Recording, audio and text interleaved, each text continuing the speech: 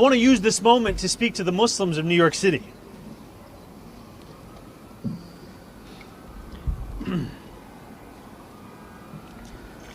I want to speak to the memory of my aunt,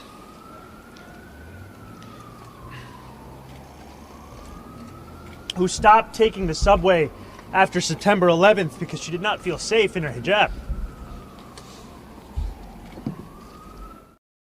So you think that people that oppose Muhammad, and if they change from being a Muslim to a Christian, should they die today or not? Should they get killed? If they spread fitna, yeah. So let's be cordial here. Don't blow me up until the end of the conversation. At least let me get my words out. I never called for the legalization of prostitution. I'm not calling for that today either. Let's go to the videotape. While this bill does not decriminalize sex work, I would like to register my support for such legislation, my eagerness for that debate, and for my fundamental belief that sex work is work. You can't hide your lying eyes, and your smile is a thin disguise.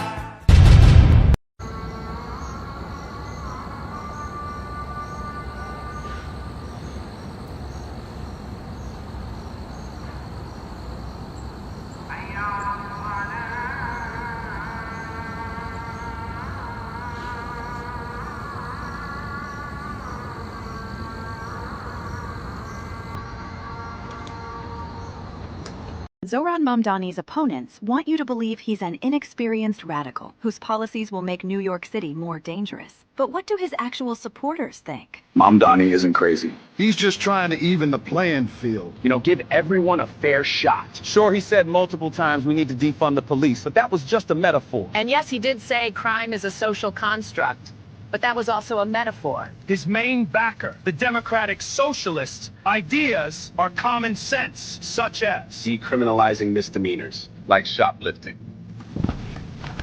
third-degree assault, Trespassing. Prostitution.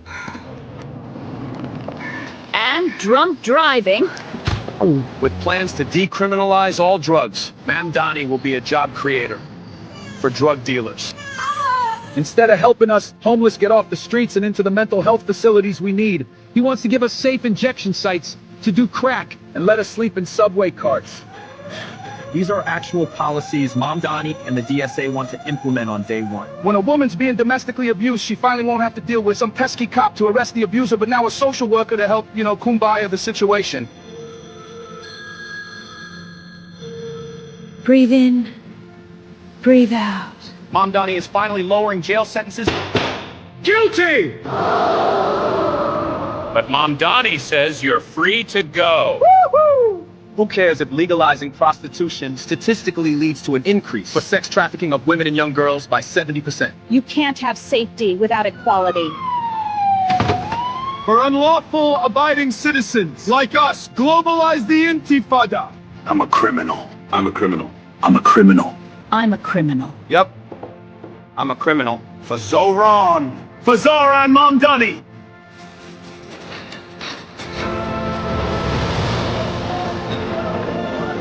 I didn't have a real job until I was 30, but sure, give me the keys to the city. What's the worst that can happen? Paid for by Cuomo for NYC. You can't always tell everything that's going on right up front, because if you tell everything that's going on right up front, then your enemy is going to know exactly what you're doing. I hope you're able to find the 30,000 emails that are missing. So yeah, we have a bigger issue than just Democrats. We have an issue of the American indoctrinated people that just let things like this go. It's been happening for years and years and years, and frankly, I'm sick of it. And so I'm just telling you, they're telling you, and they've been telling you this stuff in front of your face for a really long time. Our own government working against us. I mean, we've always had the government working against us. We just didn't know it.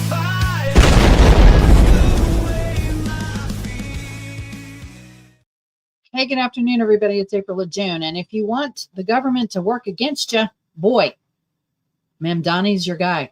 All right. So Kim says those calls to prayer are ridiculous and are imposed on all around being subjected to them. I know. That's part of the shall not be infringed. You can't infringe on other people with the things that you're doing. And Islam is wanting to take over every single nation in the entire world. Who do we know that wanted to take over the entire world? Yeah. Anybody remember that? I do. Or rather an imposition. Yeah, it's definitely an imposition. Hey, Richard, nice to see you too. We've got a bunch of people over there on YouTube, and we've got them on Rumble and X and Twitch and Facebook. So it's nice to see everybody today. Yeah, this thing with Mamdani is really bad. And that commercial that I played was actually from Andrew Cuomo's campaign. Now, I'm not a fan of Cuomo. Absolutely not. Okay. But if it was a choice between Mamdani and Cuomo, I would go definitely with Mamdani. The other thing is Seawall, is his name Sliwa, I think. Sliwa, I think is his name. He is running as a Republican, and he's better than either one of these guys because he's an actual New Yorker who lives in the city of New York and not in some crazy suburb that is Richville. And so I do think that he does know a lot about what's going on in New York. So I think he's a better choice. But right now, if people vote for Mamdani, they're literally voting for their own demise. I don't know how much clearer we can make it, except for the fact that I've got a whole bunch of video on this guy. And it's not good. It's not good. This guy, Mamdani, actually has only been a citizen of the United States. I think they said like 4 years, something like that. Not very long. And when you become a citizen of the United States, you're supposed to take an oath to the United States and not have your loyalties lie in another nation at all.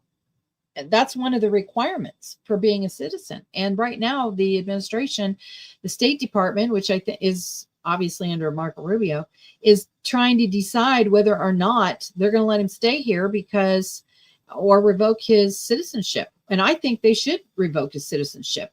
We're going to talk a little bit about today why this is so dangerous. You should have to be born here. I think you should have to be born here too.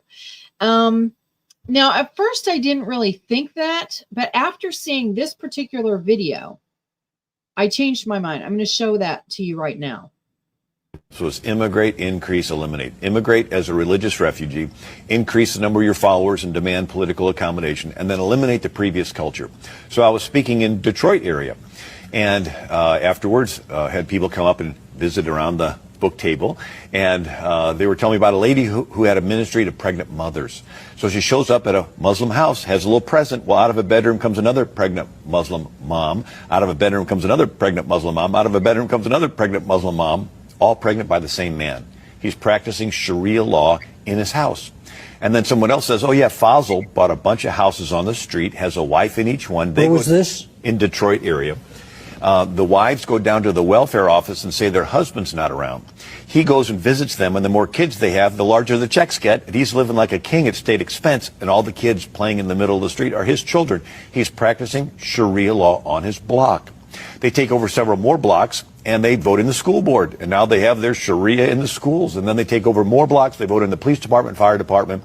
And in Hamtramck, Detroit, they vote in the majority of the city council. They have their nice. Everybody says they're nice, nothing to fear, let more in, more come in, they gravitate together, form a community. Imam shows up and says, okay, you need to start getting a little more.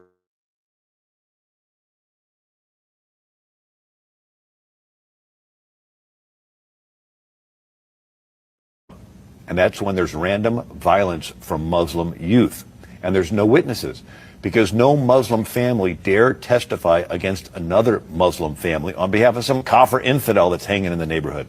And so eventually they take over the entire neighborhood.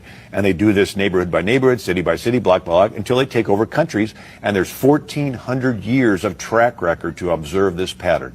So they took over Egypt, which used to be Coptic Christian. They took over Syria, which used to be Christian. They took over all of Turkey, which used to be Christian. Took over all of North Africa, which used to be. They took Spain, held it for 700 years until the Spaniards drove them out. I don't know about you, but if you've got 1,400 years of history of basically taking over other people's countries and then changing it into a dictatorship, really. And if you don't do what you're told, then that's a problem. And here's why I'm saying that. This is an example of Sharia law. I wasn't going to play it, but I decided that maybe I should. Let me see. Where is that video? Maybe I don't have that video. Well, here's another example. Here's Hochul. And I don't know why she thinks for some reason that they're okay with her, but here's Hochul. This is about this November's election, but take that energy, that passion, and take it into 26 so that we can take back the House of Representatives, take the Senate, and take back our country. With your help, we will. Elect Soren, and we take back America. Thank you, Queens. Thank you, New York. God love you guys. Okay, now look, she's literally telling you. Now, why would you want to have Zoran Mamdani and she say, we're going to take back the House, we're going to take back the Senate, and we're going to take back our country? What? He's the mayor. He's not running for Senate. He's not running for governor. He's not running for House. He's not running any other thing. He's running for mayor. This is what the guy before was saying. They take over a little bit at a time, and then they keep going and keep going and keep going. This is the plan. This is the plan. You put in somebody, and you just keep on pushing it and pushing it and pushing it, because the ridiculous, stupid Americans are going to vote for you because they're going to feel guilty. Let's guilt trip them. We're going to guilt trip them into voting for us, because then if we say it enough, racist, racist, racist, racist, racist, maybe it'll be true. I don't think it's racist to say, hey, I don't want to be having Sharia law. Okay. Look, yes, exactly. Look at the UK. Yes, infiltration from the inside. That's what Hillary Clinton said. Because Hillary Clinton, remember, she was the one, her and Obama were students of Saul Alinsky. Saul Alinsky wrote Rules for Radicals. What did Hillary Clinton do? So Saul Alinsky thought, okay, let's do this stuff. We'll do socialism and all that kind of stuff from the outside. Here's how you instigate. You take over all these different areas. Okay, that's what Antifa is doing right now, trying to. Of course, they were just eliminated from Portland. Good. But that was Hillary Clinton's thing is, hey, let's do it from the inside. Instead of doing all this stuff on the outside, like what Antifa is doing, let's get ourselves elected so that we can start infiltrating these different places. Let's get ourselves installed into the churches, into the schools, into the city councils, all of these different things. Let's install ourselves in all of these little places, because what we're going to do is we're going to take advantage of the people in the United States of America who've been indoctrinated with turn the other cheek, which turn the other cheek only means about yourself. It doesn't mean about your community. Okay. It means about yourself only. It doesn't mean don't stand up for your community. It doesn't mean don't stand up for the things that are right. It just meant you yourself turn the other cheek. That's it. You don't retaliate against somebody when they're doing something to you. Now, I'm not going to sit there and let somebody keep punching me over and over and over again. Okay, there's going to be a limit. If they don't back up and realize what they're doing, there's going to be a showdown at some point. Okay, They said they would have their flag flying atop the White House. Believe what they say. Exactly. Dedicated to a certain fallen angel. Of course. So why are we doing this? Why are we letting this happen? We've got, and this is why I always blame the Christians, because the Christians have people preaching from the pulpit that you should be kind and nice, which has interpreted to the person sitting in there to let them alone, and it's kind and nice to let them overrun you. Are you seriously kidding me right now?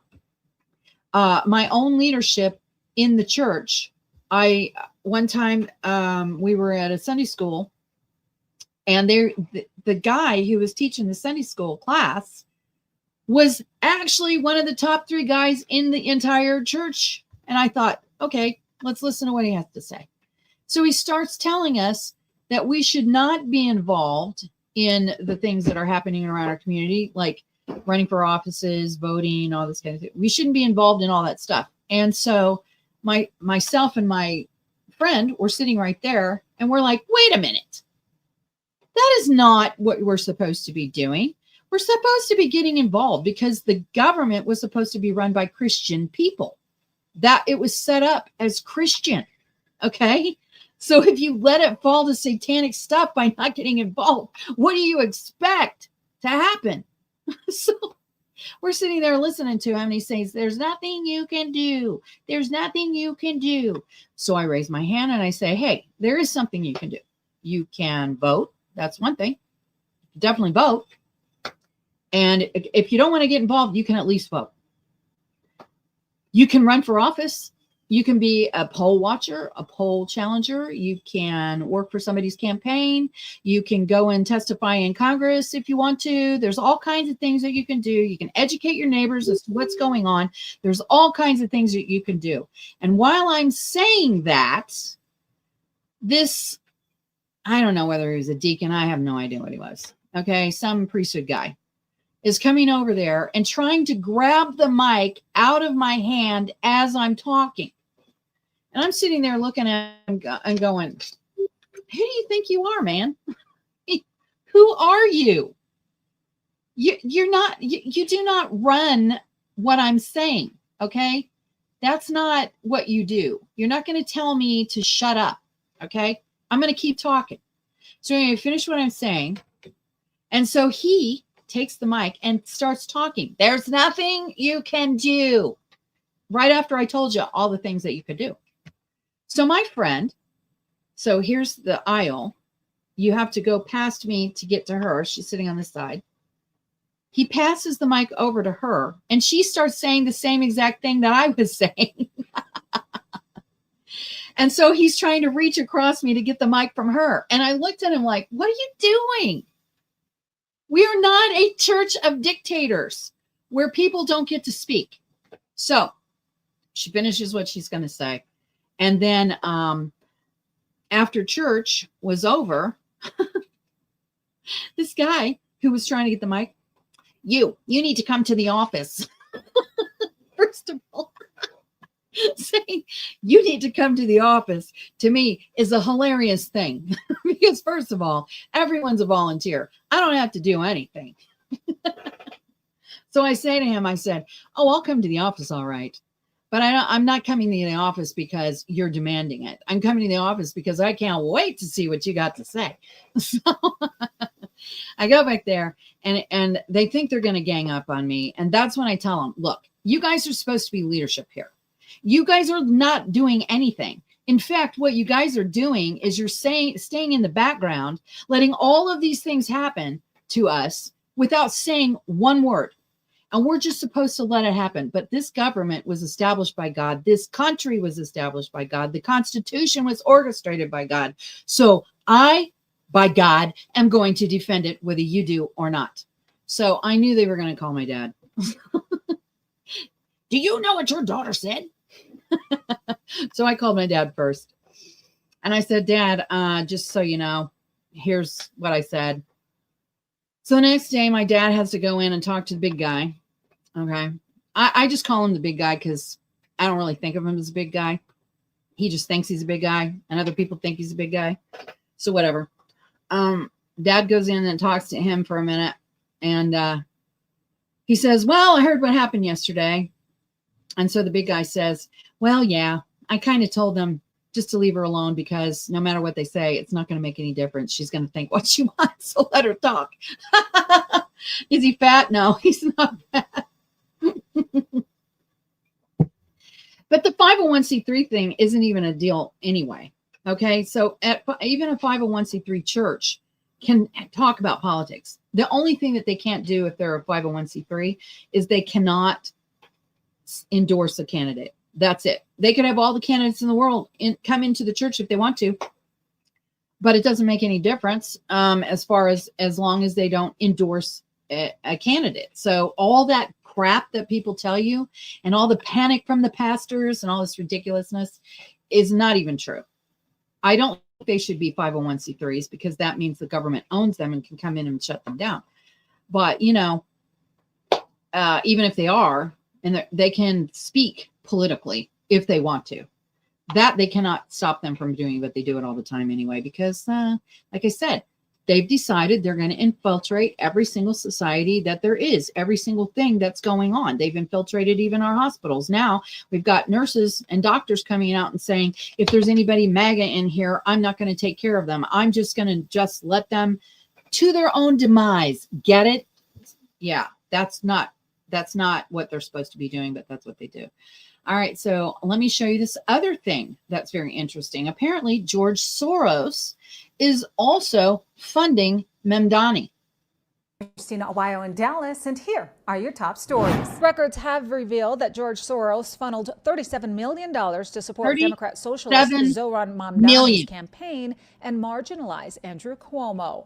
According to those recently released records, Soros, through his Open Society Foundation, funneled the money in recent years to the Working Families Party and at least 9 other left-wing organizations that supported Mamdani's successful campaign in the New York Democrat mayoral primary. Wait a minute.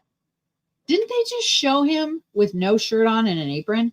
Yikes. Okay, I could have done without that. And this is, if you don't know what this little thing is here, this is Mamdani's rap video where he's saying that he's loyal to I think it was the Boston Five or somebody Five. And those guys were terrorists. He's literally saying that in the song that he's loyal to some terrorists. Sorry. The WFP, a far-left socialist-friendly group, received $23.7 million from Soros through its nonprofit fundraising arm, then used that money to help Mamdani. An additional almost $14 million was distributed to 9 other nonprofit organizations. The amount of ugly that drips off this guy is just crazy to me. Have you seen his wife? I'm like, how do you even deal with that? Looking at that every single day. I don't know. I couldn't do it. This guy is one of those bad Jewish people. Okay. When he was young, he was like 7 or 10, or I think he was like 10 or 11, if I remember correctly. Maybe even, I think it was 11, is when he started turning in Jews to the Nazis. That is his history. Organizations and their fundraising entities, all of which endorsed Mamdani's campaign and supported his progressive agenda. Specific groups funded by Soros included Make the Road Action, Community Voices Heard, Move On. This is the guy that is number 2 in the race for mayor. This guy. Yikes. New Yorkers, if you vote for this guy, you need to come out overwhelmingly and get rid of this guy. He should not be in any office whatsoever. And everyone around the country should be watching this race and make sure that they denounce this guy and support somebody else. I don't care who it is, but not this guy. Jewish Voice for Peace Action, which is described as an anti-Zionist group. Other unnamed prophets also received funds totaling the more than $13.9 million figure. Mamdani, who has been accused of being a Marxist and communist, won the Democrat mayoral. Oh, see what I mean? Who wants to see that? Yikes. Primary by a 12-point margin over Cuomo, securing a record 565,000 votes. While Soros and his family did not directly donate to Mamdani's campaign, the Open Society Foundation's grants indirectly supported his candidacy through these organizations. That's what they do. Funnel it. Advocacy and ground efforts. That's what you need to know. In Dallas, Christina Awaya. Yeah. And that is the guy that they are thinking about having as their mayor. The guy has no experience whatsoever. Now, just remember, because they think you can lie to the infidel, and that is some spiritual feather in their cap, that means that it's, for them, it's okay to lie on the citizenship loyalty. Well, here's the thing. I'm just going to tell you right now, I don't like the term Zionist Jew. Okay. I'm quarter Jew. All right. And there is such a thing as Zion. And so when you say Zionist Jew, that is not even, we need to take back our language for one thing. What I'm talking about is the Jews of Revelations that it says are going to infiltrate the actual real Jews. So now you've got fake Jews like Ashkenazi and what's the other one? There's two different groups that are named. Those are like the deep state of Israel. And I understand that. They've infiltrated every single thing of our in our whole entire society. And I have a problem with that. But we can't, I don't think Khazarians. That's right, the Khazarians. So there's the Khazarians and their Ashkenazis, which I thought was weird. Ashkenazi, whatever. And the Khazarians. Those are the two groups that are the bad problems with the Jewish state of Israel. And so the rest of them, the real ones, aren't like that at all. But like I said, they have a deep state. They were infiltrated just like everything else. So, I mean, I don't like calling them Zionists because of the term. That's all. That's all I'm saying. All right. So here's another Mamdani clip that you will, I'm trying to get you guys, not necessarily you, but whoever watches this in New York, who has relatives in New York, to see what's actually going on with this guy. Listen. To a rent freeze is one in recognition of the data that we see, where revenues for these landlords keep going up. And if there is a landlord for whom that overall picture is not an accurate reflection, I would continue to embrace the program the city has that would provide relief for those landlords that can open up their books and show that their cost to revenue ratio is simply not operable. See, that's in relationship to the rent freeze, where basically they want the landlords to be also dipping into welfare because then they own them. Listen, look at this guy. This guy, I believe, is one of the campaign, I think he's a campaign manager for Mamdani.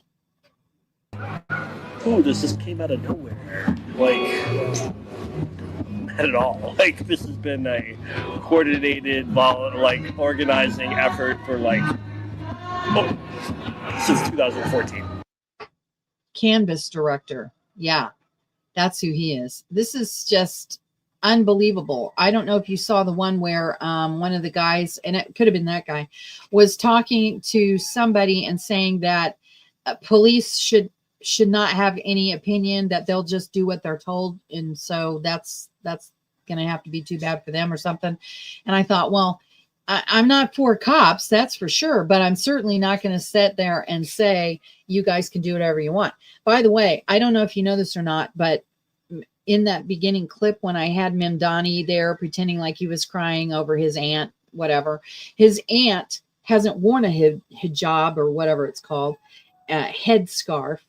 And it was a really distant aunt or cousin.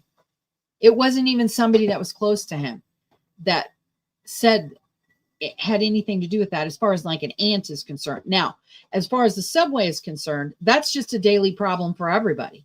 That has nothing to do with her at all. It's just the way that New York is, because it's overrun with crime. Why? Because Democrats are running it. That's everywhere they are. That's what's happening. And here's Mamdani himself talking all kinds of stuff that I don't think you're going to be happy with. Only an isolating experience. I'm very lucky in that I have 5 other DSA endorsed comrades who are with me in the Assembly and in the state Senate. But for example, before we were elected, Julia Salazar was in office for 2 years without a single other socialist endorsed by DSA and understanding. This socialist thing is so annoying to me. To think that people would embrace that and think it's okay, because socialism, fascism, what's the other one? Marxism, all of those things lead to dictatorship and tyranny. I mean, that's just like a track record. That's just like common sense. Duh. And this guy is using capitalism to do exactly what he's doing. It's like you guys who are pretending like Bernie Sanders, socialist, using capitalism to get all of his stuff. It is unbelievable to me how these people can't get that. It then makes it much easier to run a campaign that will be built around raising class consciousness, because we will run the campaign challenging the current status quo and showcasing it through our critique how this is an issue of capitalism. Good question. So there are 107 Democrats in the New York State Assembly out of 150 Assembly people. And of those 107 Democrats, there are 6 DSA endorsed electeds and 7 DSA members. We have a 7th person who's a DSA member, though she wasn't endorsed by DSA. Her name is Jessica Gonzalez Rojas. We clearly do not have the numbers as they are in this moment to win the radical legislation that. To win the radical legislation, he's literally telling you we need to bring about. And for socialism, which, by the way, I don't believe that Sharia law or Islam is socialism at all. And the problem is if New York doesn't get rid of this cancer that they're just about ready to inject themselves with, then it's going to spread. Because once you let them get a small foothold, it spreads just like cancer. I agree with that. If he wins New York, New York is done, cooked. I don't know any New Yorkers who have said that they would vote for this guy. Begin to believe that these kinds of results are sufficient. We have to continue to elect more socialists, and we have to ensure that we are unapologetic about our socialism. Now, you can be unapologetic. This is why I actually liked free speech. Because people like him feel free to tell me exactly why we should not vote for them.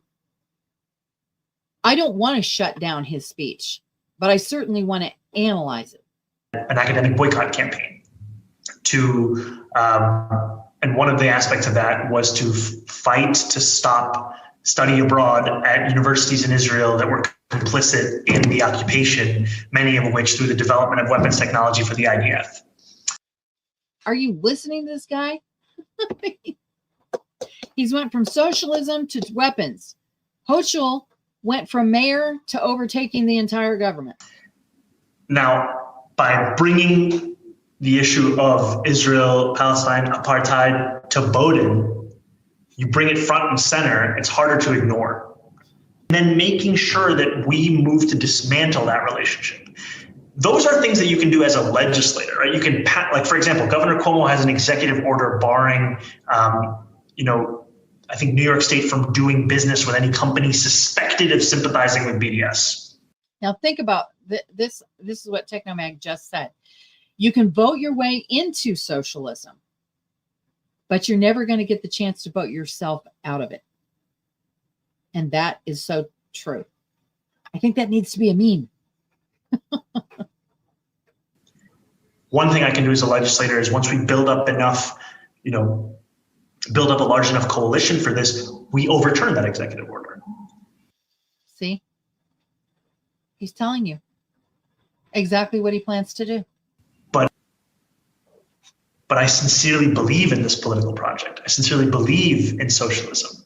For me, it was Palestine that brought me into this movement. It is it can be such a lonely experience to be a socialist, and it was for me.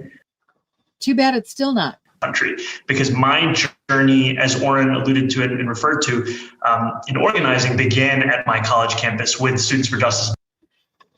Do you remember what Charlie Kirk and all the rest of these said? All this stuff begins on the college campus. This is why colleges are no longer something that I would even endorse at all.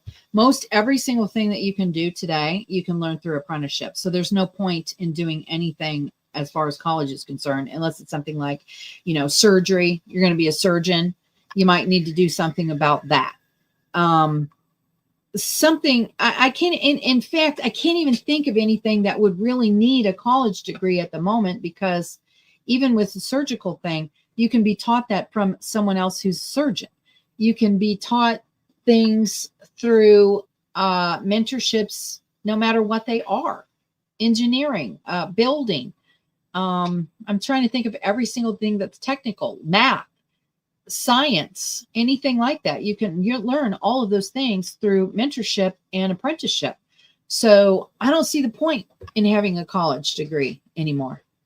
Palestine to power, this journey in understanding that it is socialism that we are fighting for this moment right now, right? If we're talking about the cancellation of student debt, if we're talking about Medicare for all, these are issues which have the groundswell of popular support across this country.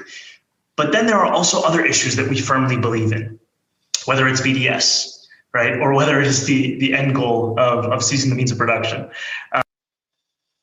The end goal of seizing the means of production.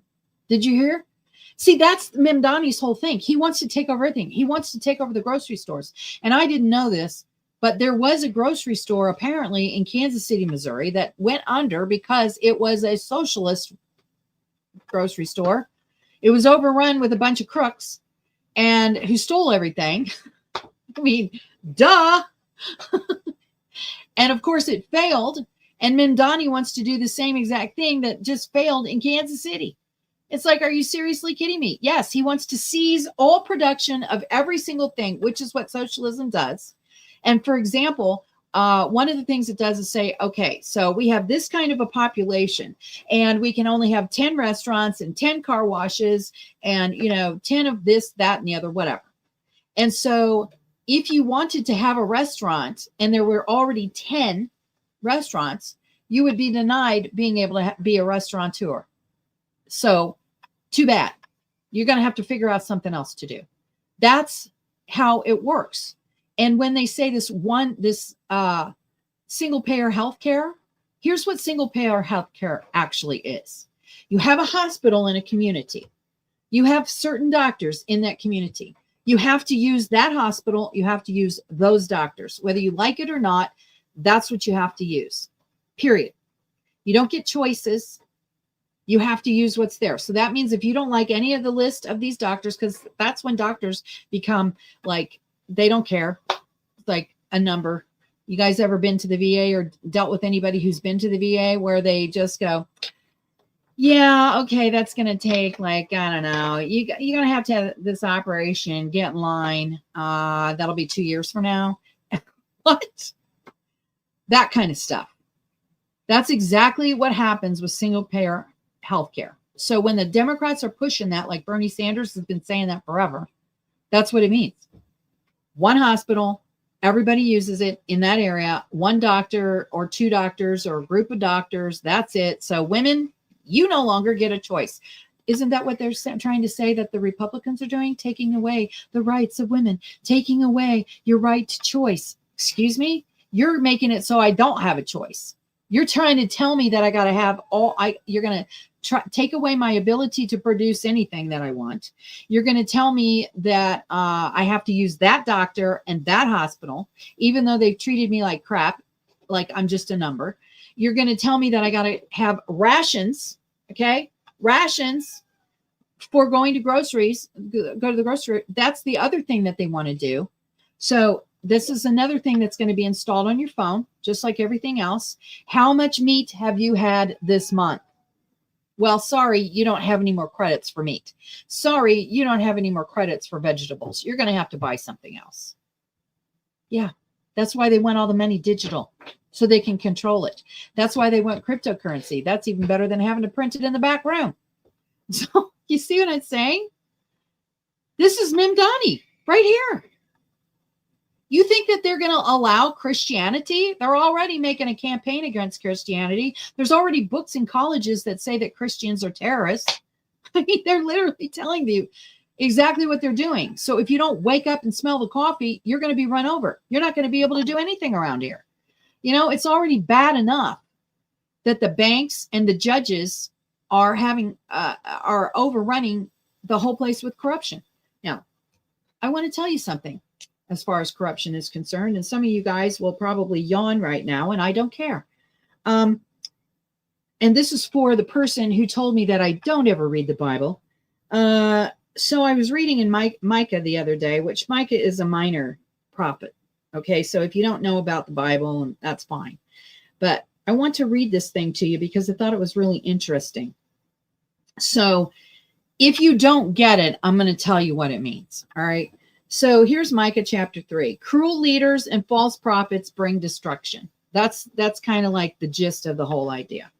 So, and I said, hear, I pray you, O heads of Jacob, and ye princes of the house of Israel, is it not for you to know judgment, who hate the good and love the evil, who pluck off their skin from off them and their flesh from off their bones, who also eat the flesh of my people and flay their skin from off them, and they break their bones and chop them in pieces as for the pot and as for the flesh within the cauldron, then shall they cry unto the Lord, but he will not hear them because they didn't ask him before.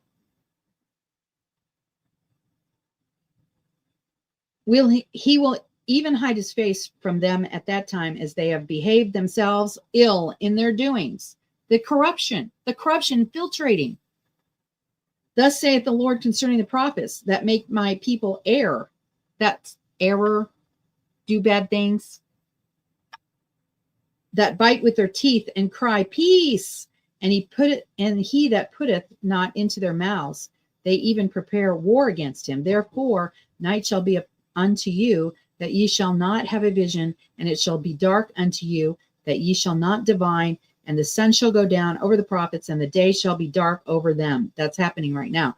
Then shall the seers be ashamed, and the diviners confounded. Yea, they shall all cover their lips, for there is no answer of God.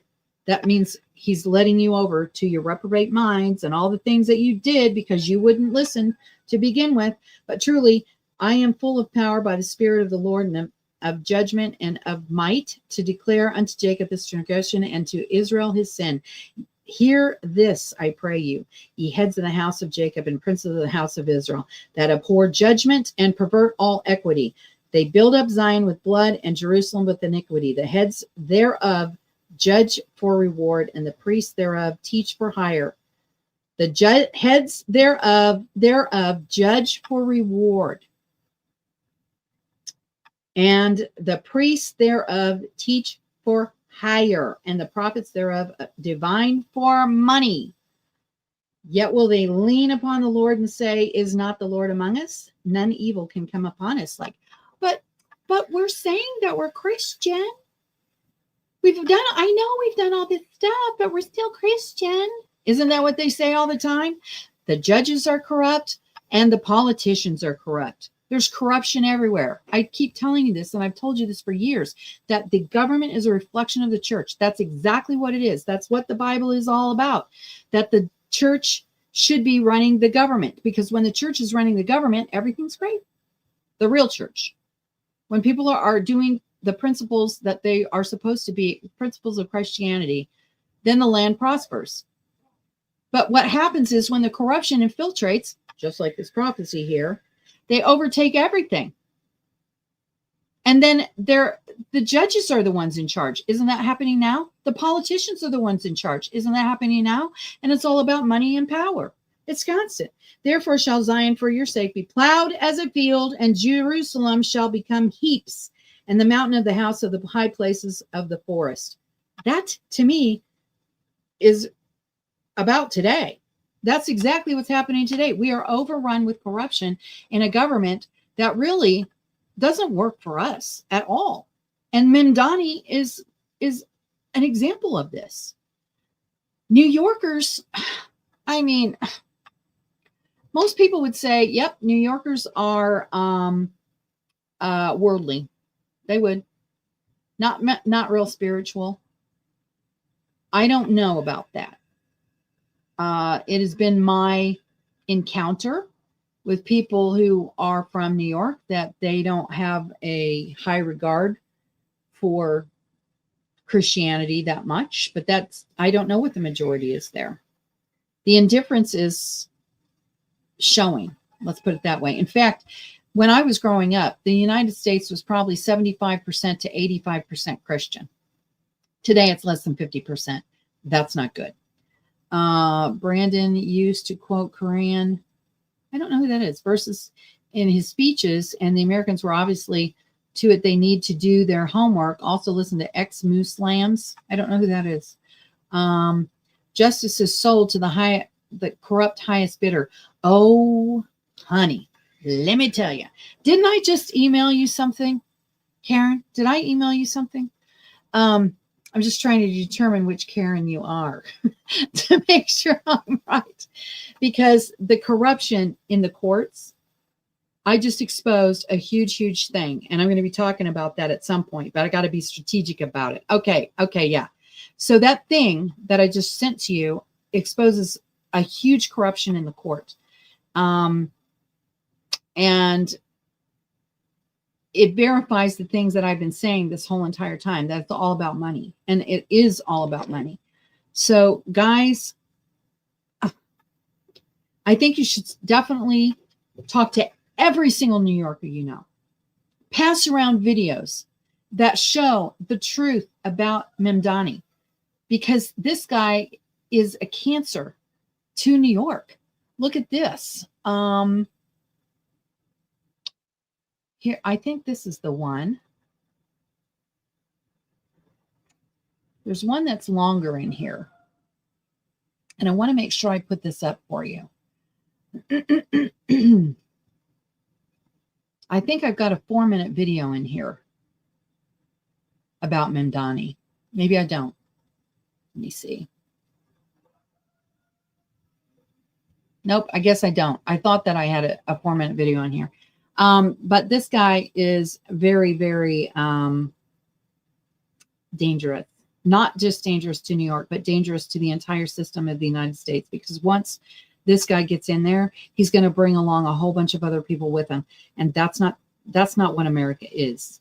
America is not supposed to be a tyrannical place. It's supposed to be under a constitution. It's supposed to be where one person can make up their own mind to go on the path that they want, the thing that's going to make them with life, liberty, and the pursuit of happiness, not what someone like Mamdani wants you to do. That's why it's so important. Yeah, I believe that he is a snake for sure. So guys, that's my show today. Don't forget that on Friday, I'm going to have Malibu Dallas again. And what we've decided to do is he's going to come on once a week on Fridays so that we can talk about the things that happened during the week and the craziness that is out there. Oh, it's okay. You can say that on my show. I know who you mean. But yeah, the corruption is deep and it's getting worse. And hopefully you guys all you have to do is do a little bit in your own area. You don't have to have YouTube channels. You don't have to have big social media things. You can talk about things in your own little social groups, whatever those are. And you can make a difference there. Is it true that people running his campaign are Jews? I don't know. Well, I guess you could sort of say yes. But see, I don't like to. Okay, first of all, I just want you to know I'm quarter Jewish. All right. So I don't like to put it in those terms, because that makes it seem as if all Jewish people are bad, and they're not. I would say that more people like Soros, who is Jewish, who is part of that cabal that deep state arm of Israel, just like we have over here, is running his campaign? Yes, because Soros gave him $37 million. So I'm going to say, yeah. You know, the people that he doesn't like, the people that he wants to overrun, I do find it odd too. But you got to remember, as far as I can tell, it was Israel that the deep state of Israel that created Hamas in the first place. One thing true is that those on his team are not Team USA. That is absolutely 100% true. Fact check true. I'll see you guys tomorrow.